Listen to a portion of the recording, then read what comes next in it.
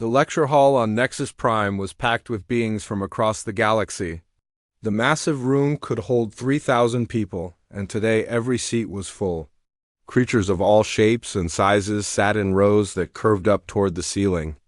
Some had scales, others had fur, and a few looked like living crystals that caught the light and threw it back in rainbow colors. Dr. Zextai stood at the front of the room behind a sleek metal podium.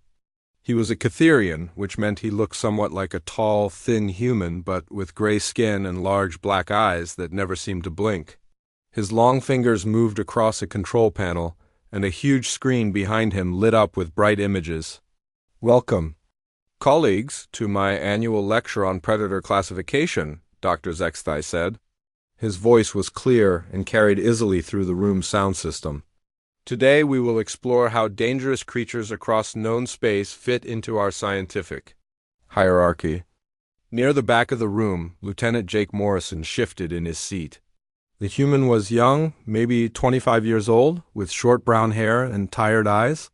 He wore the dark blue uniform of Earth's Space Navy, but he looked like he would rather be anywhere else. This was his third boring science lecture this week, all part of his assignment as a cultural exchange officer. Jake glanced at his datapad and saw he had 2 hours left to sit through this. He sighed quietly and tried to pay attention as the alien scientist continued talking. "Our classification system is simple and effective," Dr. Zextai explained. The screen behind him showed a chart with 7 levels. Class 1 predators are scavengers. They eat dead things and rarely hunt live prey. Class 2 are small hunters that go after insects or tiny animals. We move up through the classes until we reach Class 7, which represents the most dangerous predators in known space. The audience made various sounds of interest. Some species clicked their tongues, others hummed, and the crystal beings chimed. Like tiny bells? Jake noticed that most of the aliens seemed genuinely excited about this topic. He wondered why they found it so fascinating. "Let me give you some examples," the doctor continued. A new image appeared on the screen showing a creature that looked like a cross between a lizard and a wolf. "This is the Catherian razorclaw from my own homeworld. It stands 1 meter tall and weighs about 50 kilograms. It hunts in packs of 3 to 5 individuals and primarily targets herbivores twice its size." The creature in the image had sharp claws and teeth, but to Jake it looked pretty manageable. He had seen scarier things in nature documentaries back on Earth. "The razorclaw is classified as Class 4, Dr. Zextai said with what might have been pride. "It represents a significant evolutionary achievement for predator development on Kither Prime." More images flashed on the screen. Jake saw a floating creature that looked like a jellyfish made of metal, and something that resembled a giant spider with too many legs. Each one got its own classification and detailed explanation. "Now we come to Class 5 predators," the doctor said, and his tone became more serious. "These are truly dangerous creatures that have shaped the evolution of entire species." The screen showed what looked like a shark, but it was swimming through space instead of water. Its body was transparent, and stars could be seen through its skin. "The Medaki Void Swimmer," Dr. Zextai announced. 3 meters long, capable of surviving in the vacuum of space, and able to hunt spacecraft. The Medaki people developed their advanced technology specifically to escape these creatures, which once hunted their ancestors when they still lived in space-based communities. Jake looked around and spotted several Medaki in the audience. They were blue-skinned humanoids with gills on their necks, and they seemed uncomfortable as their ancestral predator appeared on the screen. One of them was nervously playing with what looked like a breathing device. "Class 6 predators are extremely rare," the doctor continued. "They are so dangerous that they typically drive other species to develop civilizations simply to escape them. We have only documented 12 Class 6 predators across all known worlds." A new image appeared, and several audience members made sounds of fear or distress. The creature looked like a cross between a bear and a tiger, but it was the size of a small building. Its claws were as long as swords, and its eyes glowed red even in the picture. "The Veltari crystal render nearly drove my colleague's species to extinction," Dr. Zextai explained. The Veltari only survived by developing their unique ability to absorb and integrate with crystalline structures, essentially becoming living minerals that the render could not properly digest. Jake noticed that the crystal beings in the audience had stopped chiming and were sitting very still. Even though the picture was just on a screen, they seemed genuinely afraid of it. And finally, Dr. Zextai said, his voice dropping to almost a whisper, "We have Class 7, the ultimate predators. Creatures so dangerous that they represent existential threats to entire civilizations." The screen went black for a moment, then showed something that made Jake sit up straighter. It looked like a massive insect, but it was easily the size of a city building. Its mandibles could probably cut a spaceship in half, and it had dozens of eyes that seemed to look in all directions. "At once, the Zephanim Queen Hunter," the doctor said with obvious respect and fear. 15 meters tall, capable of flight, armed with natural weapons that can penetrate modern armor, and possessing intelligence that rivals most sentient species. The Queen Hunter is why the Zephanim developed their hive mind structure. Individual consciousness was a luxury they could not afford when facing such a threat. Jake looked for Zephanim in the audience and found a group of them clustered together near the middle of the room.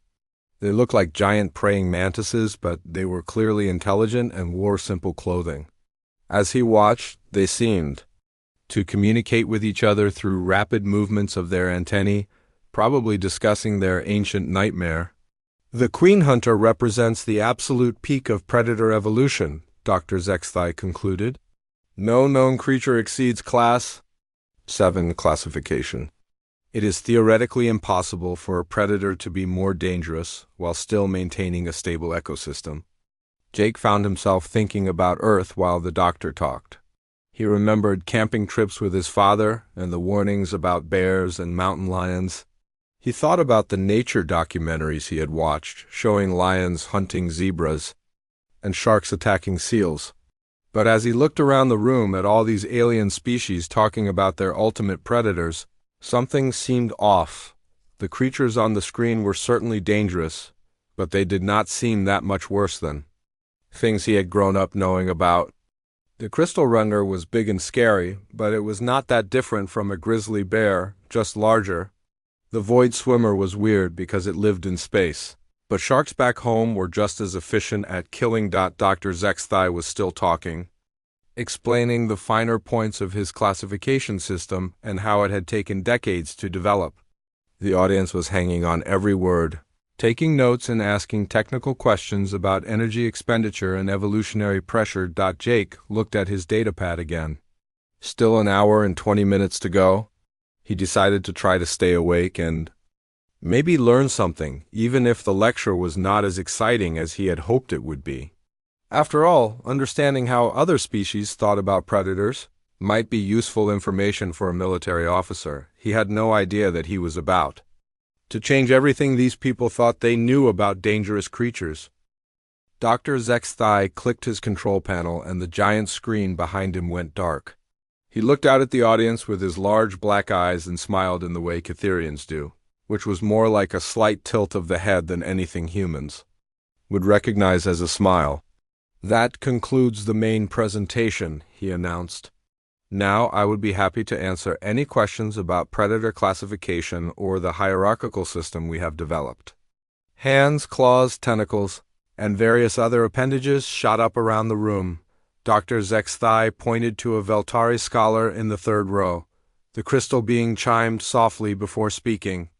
"Dr. Zextai, I am curious about the energy requirements for Class 6 predators. How do they maintain such large body mass while still being effective hunters?" The doctor nodded approvingly. "Excellent question. Class 6 predators typically require vast hunting territories, sometimes spanning entire continents. They also tend to have very slow metabolisms and can survive for months without feeding." More hands went up. A Medaki diplomat asked about aquatic versus terrestrial predator advantages. A Zephanim researcher wanted to know about pack hunting versus solitary predator efficiency.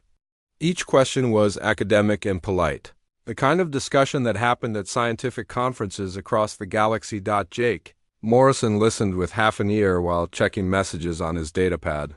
He had reports to file and meetings to attend after this lecture ended. The questions were getting more technical and harder to follow. Something about evolutionary pressure and prey adaptation rates. Dr. Zexthai was clearly enjoying himself. He answered each question with detailed explanations and additional examples. The audience took notes and nodded along, making their various species-specific sounds of agreement and interest. "Any other questions?" the doctor asked, scanning the room. Jake looked up from his datapad and raised his hand without really thinking about it. Maybe it was boredom, or maybe he was genuinely curious. But something made him want to participate in the discussion. Dr. Zexthai noticed the human in the back and pointed at him. "Yes, Lieutenant Morrison, was it? Do you have a question?" Jake stood up, which was the polite thing to do in these formal academic settings.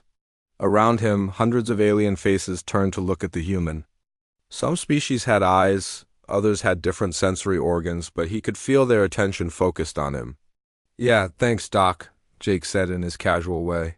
"Interesting system you have here, really comprehensive. But I am curious about something.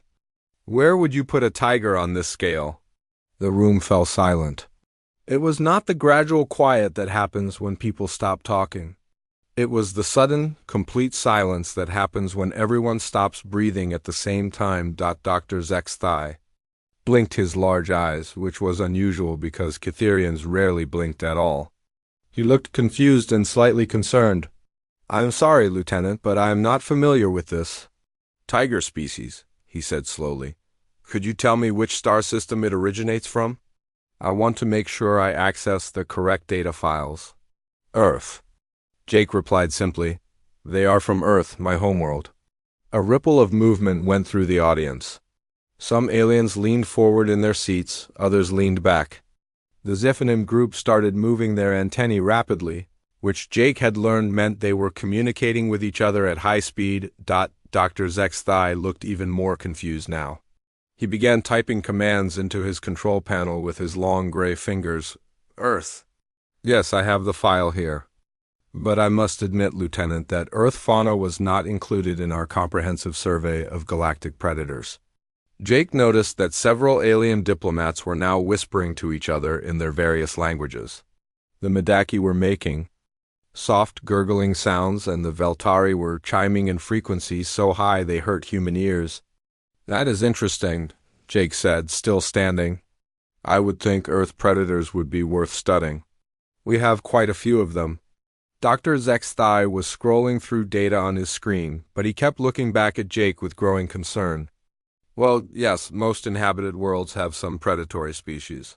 But the preliminary reports on Earth suggested a relatively standard ecosystem. Perhaps you could describe this tiger creature so I can attempt a classification?" Jake looked around the room and saw that he had everyone's complete attention now. Even the aliens who had been taking notes had put down their writing instruments and were staring at him. "Sure, I can describe a tiger," Jake said, his tone still casual and friendly. "They are big cats. About 3 meters long from nose to tail, maybe 3.5 for the really big ones. They weigh around 250 to 300 kilograms, sometimes more." Dr. Zexthai was typing quickly now, entering data into his classification system. "Large predatory feline, approximately 3 meters. Yes, this sounds like it could be a Class 3 or possibly Class 4 predator." "Oh, I am not done yet," Jake said with a slight smile. "Tigers are ambush predators. They are incredibly strong. A tiger can leap about 10 meters horizontally, maybe 5 meters straight up. They have retractable claws that are about 10 centimeters long, and their bite force is around 1,000 psi." The typing sounds from Dr. Zexthai's control panel were getting faster and more frantic. Around the room, aliens were starting to look genuinely uncomfortable. "They hunt alone, which is unusual for pack predators," Jake continued. "They have excellent night vision, about 6 times better than humans. They can swim, they can climb trees, and they can move through dense forest without making any sound at all." A Medaki in the front row made a sound that might have been a gasp if Medaki had lungs like humans. Several Veltari were flickering rapidly, their crystal bodies changing colors, and what Jake had learned was a sign of distress. Dr. Zexthai stopped typing and looked up at Jake with obvious concern. Lieutenant, this sounds like a very dangerous creature. I am reading Class 5, possibly Class 6 characteristics. Surely your species took great care to avoid contact with such predators? Jake shrugged in the casual way humans do when they are talking about something they consider normal. Not really. Tigers regularly hunt and kill humans. They are very good at it too. In our history, some tigers became what we call man-eaters. They would focus exclusively on hunting humans, sometimes killing dozens of people. The silence in the room was now complete and absolute. Even the soft humming of the air circulation system seemed loud. Dr. Zexthai's gray skin had turned a shade paler. But that is, how did your species develop civilization if you were being actively hunted? By Class 6 predators? The doctor asked in a voice that was barely above a whisper. Jake looked around the room again and saw expressions of shock, fear, and confusion on every face he could read. He was starting to realize that maybe tigers were not as normal as he had always thought. Well, Jake said slowly, beginning to understand that he might have said something significant. We hunted them back. Dr. Zexthai's classification system made a sound like electronic screaming and crashed. Error messages flashed across the screen behind him in multiple languages. Double quotes. You dom? The doctor repeated. Sure, Jake said, still not fully grasping the impact of his words. We hunted tigers for sport. Rich people would go on tiger hunts as entertainment. We made coats out of their fur and rugs out of their skins. We put their heads on walls as decorations. A Veltari scholar stood up suddenly, his crystal body flashing bright red. You hunted Class 6 predators for entertainment? Jake was starting to feel like he had walked into the middle of a conversation he did not understand. Everyone was staring at him like he had just claimed he could fly or breathe in space. Well, yeah, he said defensively. I mean, tigers are dangerous, but they are not that dangerous. We have guns and traps and teamwork. A single human with the right equipment can kill a tiger pretty easily. The room erupted in chaos. Aliens were talking rapidly in dozens of languages. Some were standing up. Others were leaving their seats entirely. Dr. Zexthai was frantically trying to restart his classification system while staring at Jake like the human had just grown a second head. Jake Morrison stood in the back of the lecture hall, surrounded by panicking aliens, and slowly began to realize that he might have misunderstood something very important about how the rest of the galaxy viewed predators, and he had not even mentioned bears yet. The chaos in the lecture hall lasted for several minutes. Aliens were talking over each other in dozens of different languages, creating a noise that sounded like a broken radio picking up signals from across the galaxy. Some species were making clicking sounds, others were humming or buzzing, and the Veltari were chiming so rapidly it sounded like wind chimes in a hurricane. Dr. Zexthai finally managed to get his classification system working again, though it kept showing error messages in red text. He raised his hands for quiet, and gradually the room settled down. But Jake could see that everyone was still staring at him with expressions that ranged from fascination to outright fear. Lieutenant Morrison, Dr. Zexthai said carefully as, if he was trying not to scare a dangerous animal, perhaps we could discuss this more systematically. You mentioned that humans hunt these tigers. Could you explain how this is possible? Jake looked around the room and saw hundreds of alien faces watching him intently. He was starting to understand that he had said something that shocked them, but he still was not sure what the big deal was. Tigers were dangerous, sure, but humans had been dealing with dangerous animals for thousands of years. Well, it is not that complicated, Jake said, sitting back down but speaking loud enough for everyone to hear. Humans are persistence hunters. We do not have claws or big teeth, but we have endurance and we are smart. We can track a tiger for days if we need to. A Zephanim researcher raised one of his mantis-like arms. But Lieutenant, you said these tigers can leap 10 meters and have claws 10 centimeters long. How does a human survive close combat with such a creature? Jake shrugged. You do not fight them up close if you can help it. We use tools, spears, bows, guns. We dig pit traps or use snares. Sometimes we use bait to lure them into ambush. Doctor. Zexthai was typing notes as fast as his long fingers could move. So humans developed advanced weapons specifically to hunt Class 6 predators. Not specifically for tigers, Jake said. We developed weapons for all kinds of hunting. Tigers, bears, leopards, wild boar, deer, whatever we wanted to eat or whatever was threatening our villages. The word bears caused another stir in the audience. A Madaki diplomat raised a webbed hand. Did you say bears? Are those another predator species? Jake nodded. Oh yeah, bears are bigger than tigers. Brown bears can weigh 400 kilograms, and polar bears can get up to 700 kilograms.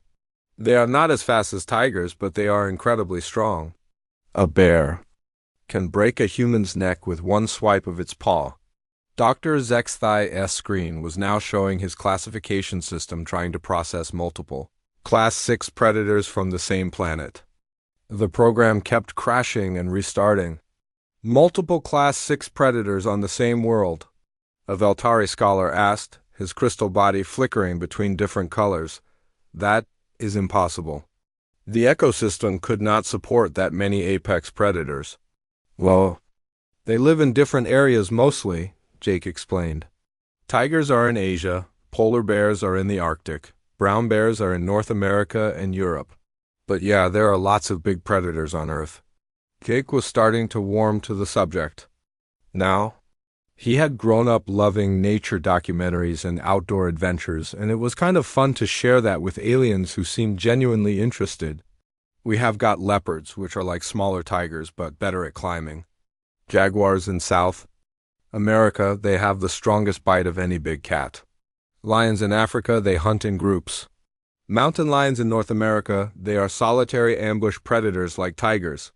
Each name Jake mentioned caused more murmuring in the audience. Dr. Zexthai had given up trying to enter data and was just staring at the human with his mouth slightly open. Then there are the water predators, Jake continued. Great white sharks can grow up to 6 meters long and weigh 2,000 kilograms. They can sense electrical fields and smell blood from kilometers away. Saltwater crocodiles can grow up to 7 meters long and have a bite force of 3,700 psi. A Madaki in the front row made a sound like choking. As an aquatic species, the idea of sharing water with such creatures was clearly terrifying to them. Oh, and we used to have even bigger predators, Jake added cheerfully. Before humans spread across the planet, we lived alongside saber-toothed cats, cave bears, dire wolves, and short-faced bears that stood 4 meters tall on their hind legs. The room had gone quiet again, but this time it was the quiet of people trying to process information that did not make sense to them. Dr. Zexthai finally found his voice. Lieutenant, you are describing an ecosystem with dozens of apex predators, many of them large enough and dangerous enough to qualify as Class 6 or even Class 7 threats. How did any other life survive on your planet? Jake thought about that for a moment. Well, there are lots of prey animals too. Deer, rabbits, fish, birds. The predators keep the prey populations in check, and the prey animals reproduce fast enough to sustain the predators. It is all balanced. But how did humans survive long enough to develop intelligence and civilization? Asked a Zephanim scientist. Our species only survived the queen hunter by developing hive mind cooperation, and that was just one predator. Humans are social too, Jake said. We live in groups, we share information, we take care of each other. But mostly we survive because we are adaptable. We learn to use fire, which most predators are afraid of. We developed weapons and tools, we built shelters and walls. Jake paused and looked around the room. Everyone was hanging on his words. Now, but they still looked scared and confused. The thing is, he continued, we did not just survive these predators. We learned from them. We studied how they hunted, how they moved, how they thought. Then we used those lessons to become better hunters ourselves. A Veltari scholar was flickering so rapidly he looked like a strobe light. You learned from Class 6 predators? You modeled your behavior on theirs? Sure, Jake said. We learned patience from big cats, endurance from wolves, strength from bears. We learned to work as a team by watching how wolves hunt in packs. We learned camouflage and stealth by watching how tigers move through forests. Dr. Zexthai sat down heavily in his chair. His classification system had completely crashed again and was showing nothing but error messages. "This is unprecedented," he said quietly. "Every other species in known space evolved strategies to avoid their predators. You evolved strategies to become like them." Jake was starting to understand why everyone seemed so shocked. "I guess we are a bit unusual. But it worked out pretty well for us. We spread across the entire planet, developed technology, built cities, eventually reached space." "But the predators," a Madaki diplomat asked nervously, "surely they were eliminated as your civilization advanced?" Jake's expression became more serious. "Some of them, yeah. We hunted a lot of species to extinction. But not because we had to for survival. We did it for sport or for their fur or because we wanted their territory for farming." The room was completely silent now. "We did not eliminate predators because we were afraid of them," Jake said slowly, beginning to understand the implications of what he was saying. "We eliminated them because we could. Because we wanted to. We became so good at hunting that we had to make laws to stop ourselves from killing everything." Dr. Zexthai looked up at Jake with something that might have been horror in his large black eyes. "Lieutenant Morrison," he said in a voice barely above a whisper, "are you telling us that humans became more dangerous than the predators that shaped your evolution?" Jake thought about that question for a long moment before answering. "Yeah," he said finally. "I guess we did." The silence in the lecture hall stretched on for what felt like forever. Jake could hear his own heartbeat and the soft hum of the air systems. Every alien in the room was staring at him, but none of them seemed to know what to say. Dr. Zexthai was the first to break the silence. His voice shook slightly as he spoke. "This cannot be right," he said, looking at his broken classification system. "The mathematics do not work. No species can be both prey and predator to Class 6 threats. The energy requirements alone would make it impossible." Jake shifted uncomfortably in his seat. He was starting to realize that what seemed normal to him was apparently impossible to everyone else in the room. "I do not understand what you mean by energy requirements," Jake said honestly. "Humans just ate whatever we could find. Plants, animals, fish, birds. We are omnivores, so we can eat pretty much anything." A Zephanim researcher stood up, his mantis-like body trembling slightly. "But Lieutenant, to hunt Class 6 predators requires enormous energy expenditure. The preparation, the tracking, the actual hunt itself. How could your species afford such costly behavior?" Jake thought about that question. It had never occurred to him that hunting might be considered expensive in terms of energy. "Well, we did not hunt big predators every day," he said. "Most of the time we hunted smaller animals, or gathered plants, or fished. Hunting something, like a tiger or a bear, was special. We did it when we needed to protect our villages, or sometimes for ceremonies and celebrations." Dr. Zexthai was frantically working with his control panel, trying to input this new information. So predator hunting was ritualistic? A rare behavior performed only under specific circumstances? Sometimes, Jake agreed. But also, we got really good at it. A skilled human hunter could kill a tiger with just a spear and some patience. It was not as hard as you might think once you knew what you were doing. The Veltari scholar who had been flickering like a strobe light suddenly stopped moving entirely. When Veltari went completely still, it usually meant they were in shock. "A single human could kill a Class 6 predator with primitive weapons?" the scholar asked in a voice like breaking glass. Jake nodded. "Sure, humans have been doing it for thousands of years. We have stories and legends about famous hunters who killed bears with just a knife, or who could track a tiger for days until they got the perfect shot with a bow and arrow." A Madaki diplomat near the front of the room made a sound like water going down a drain. "But how is this possible? Your species is so small, so weak-looking. You have no natural weapons, no armor, no special abilities." "That is exactly why. We got so good at it, Jake explained. We had to be smart because we were not strong. We had to use tools because we did not have claws. We had to work together because we could not win alone. Jake stood up again and looked around the room. He could see fear in the faces of species that had faces, and distress signals in the body language of species that communicated differently. The thing is, Jake continued, we did not just hunt predators when we had to. We started hunting them. Because we wanted to, we liked the challenge. We liked proving that we could do it. Dr. Zexthai's screen was now showing error messages in languages Jake did not recognize. The classification system had given up trying to process the concept of humans entirely. You hunted apex predators for pleasure? Dr. Zexthai asked, his gray skin now pale enough to be almost white. Rich people did, Jake said. They would pay lots of money to go on safari and hunt lions or tigers or bears. They would hang the heads on their walls and tell stories about how brave they were.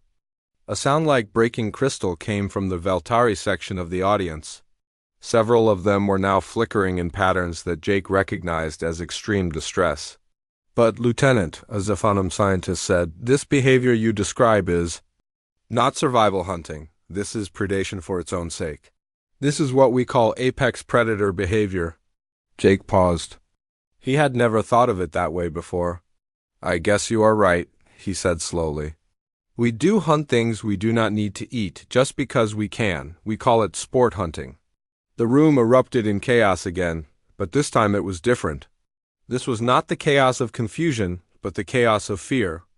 Aliens were standing up, some were moving toward the exits, others were clustering together in their species groups. Dr. Zexthai was standing behind his podium, but his hands were shaking as he tried to operate his controls. This changes everything, he said, his voice barely audible over the noise. If humans display apex predator behavior, but also maintain complex social structures and advanced technology, then our entire understanding of predator evolution is wrong. Jake looked around the room and saw that many of the aliens were looking at him differently now. Before, they had seemed shocked and confused. Now they looked scared. Wait, Jake said, raising his voice to be heard over the noise. I think there has been a misunderstanding. Humans are not monsters. We do not just go around killing everything we see. But his words only seemed to make things worse. A Madaki diplomat was backing away from the human section of the room, his gills fluttering rapidly.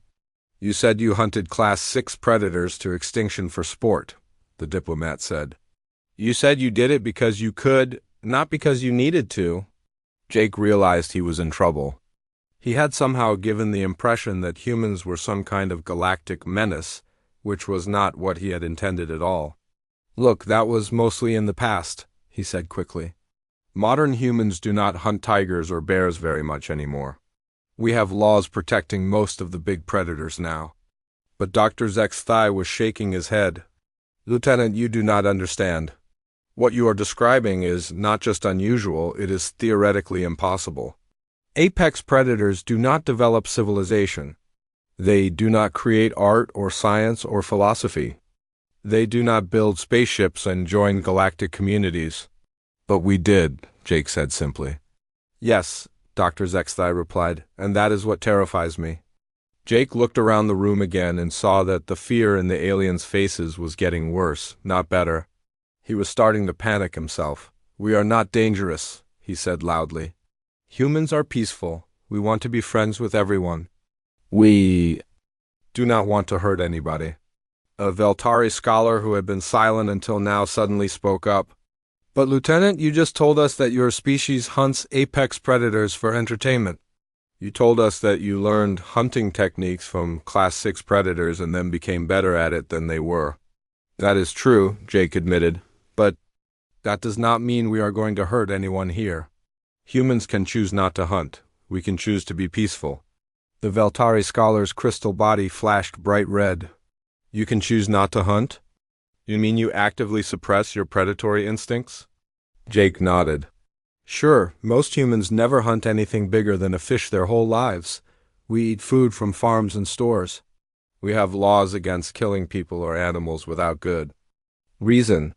But instead of being reassured, the aliens looked even more frightened. Dr. Zexthai was staring at Jake with his large black eyes wide open. Lieutenant Morrison, do you realize what you just said? You are telling us that humans are apex predators who have learned to control their predatory behavior through conscious choice and social structures. Jake nodded again, not understanding why this was so scary. That does not make you less dangerous, Dr. Zexthai said quietly. That makes you the most dangerous species in the known galaxy. Jake Morrison stood in the middle of a lecture hall, full of terrified aliens, and finally began to understand that maybe, just maybe, humans were not as normal as he had always thought. Jake Morrison looked around the lecture hall and felt a growing sense of panic. What had started as a simple question about tigers had somehow turned into a room full of aliens who looked at him like he was a monster. He could see some species edging toward the exits, while others huddled together in groups, making distress sounds in their various languages. Dr. Zexthai had given up trying to fix his classification system entirely. The screen behind him showed nothing but error messages and system crashes. The Catherian scientist was staring at Jake with an expression that looked like a mixture of fascination and horror. I think there has been a big misunderstanding here, Jake said, trying to keep his voice calm and friendly. Humans are not the scary monsters you seem to think we are. We are explorers and scientists and diplomats. We want to learn about other species and make friends, but his words did not seem to help. If anything, some of the aliens looked even more frightened. A voice from the back of the room spoke up. Maybe I can help explain this better. Everyone turned to see Commander Lisa Park standing up. She was another human older than Jake, with short gray hair and the kind of confident bearing that came from years of military service. Jake had noticed her earlier but had not realized she was paying attention to the discussion. Commander Park, Dr. Zexthai said with obvious relief. Perhaps you can help clarify Lieutenant Morrison's statements. Surely he has exaggerated the predatory nature of human evolution. Commander Park walked down the aisle toward the front of the room. As she moved, Jake noticed that the aliens gave her plenty of space, shifting away from her path without even seeming to realize they were doing it. Actually, Dr. Lieutenant Morrison has been quite accurate in his descriptions, Commander Park said. Her voice was clear and carried easily through the large room. If anything, he has understated some aspects of human predatory behavior. A collective sound of distress went through the audience. Several Medaki made choking noises, and the Veltari were flickering so rapidly they looked like emergency lights. Commander Park reached the front of the room and turned to face the audience. I think what is happening here is a fundamental misunderstanding about what makes a species dangerous. You have been thinking about predators in terms of physical threat, but you have missed the most important factor. Dr. Zexthai leaned forward. What factor is that, Commander? Intelligence, she said simply. Every other species in this room evolved as prey animals. You developed intelligence to hide from predators, to build better shelters, to create safer communities. Your intelligence is defensive. She paused and looked around the room. Humans developed intelligence as predators. We use our brains to hunt more effectively, to track prey over long distances, to set traps and ambush. Our intelligence is offensive. The silence in the room was now complete. Even the air circulation system seemed to have gone quiet. This explains why human military tactics seem so strange to other species, Commander Park continued. When you fight like prey animals. You use overwhelming numbers, you build strong defenses, you retreat when threatened. These are smart strategies for prey species. A Zephanim researcher raised a trembling arm. And humans fight like predators? Exactly, Commander Park said. We hunt in small groups, we pursue fleeing enemies, we enjoy the chase. We study our opponents and learn their weaknesses. We do not just want to survive a fight, we want to win it completely. Dr. Zexthai was taking notes again, but his hands were shaking. This would explain the reports we have received about human military effectiveness. Your forces consistently outperform mathematical predictions based on numbers and equipment. Because your predictions assume we think like prey, Commander. Park agreed. but we do not. When humans go to war, we are not just defending ourselves. We are hunting. Jake was starting to understand why everyone looked so scared.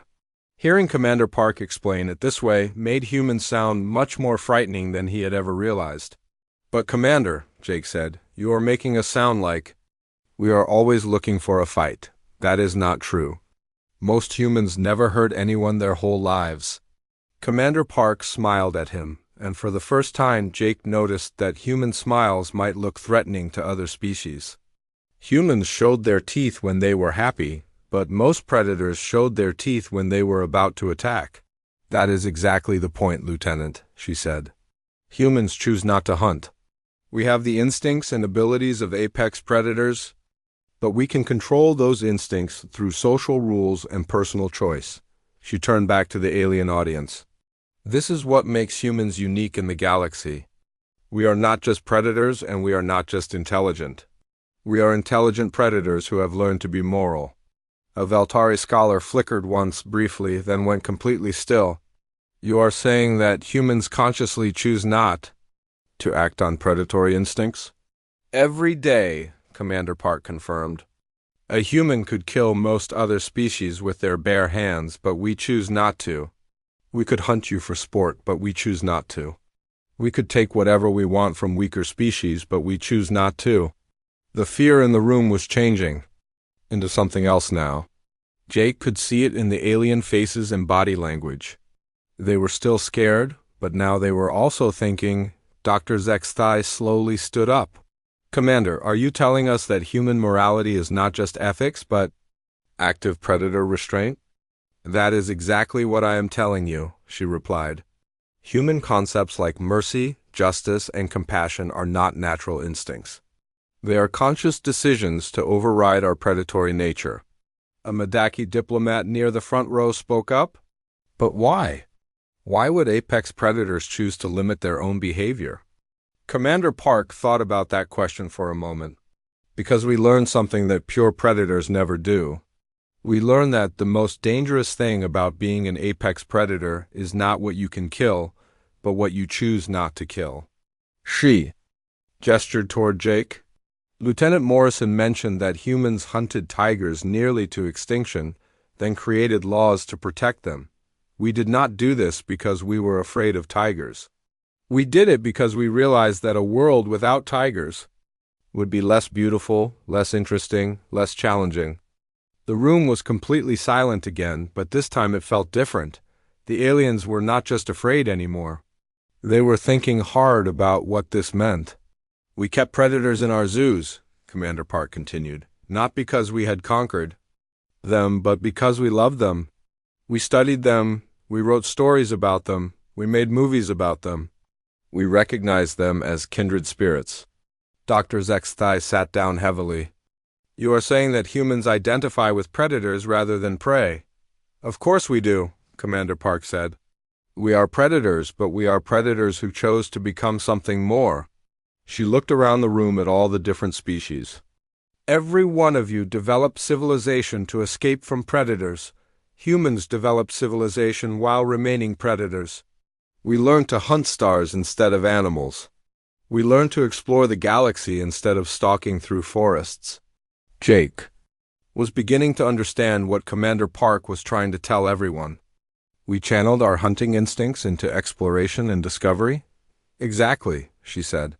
Humans do not hunt tigers anymore because we found bigger and more interesting things to hunt. We hunt knowledge, we hunt new worlds, we hunt the unknown. Long moment passed before Dr. Zek's thigh spoke again. So when humans joined the galactic community, you brought your predatory nature with you, but directed it toward cooperation and exploration rather than domination. That is the hope, Commander Park said. But you need to understand that this is a choice we make every day. Human nature has not changed. We are still apex predators. We still have those instincts. We just choose to use them constructively instead of destructively. The fear in the room had not disappeared, but it was mixed now with something that might have been respect, or at least understanding. Dr. Zek's thigh looked at his broken classification system, then at the two humans standing in his lecture hall. I believe I need to completely redesign our approach to predator classification, he said quietly. Humans do not fit into our hierarchy because you transcended it. You became something we never thought possible, conscious apex predators. As the lecture hall slowly began to empty, aliens clustering in their species groups and talking in hushed tones, Jake Morrison finally understood why his simple question about tigers had caused such a stir. Humans were not just another species in the galactic community. They were something entirely new, predators who had chosen to become protectors. Hunters who had learned to build instead of destroy, and that, Jake realized, might be the most terrifying thing of all.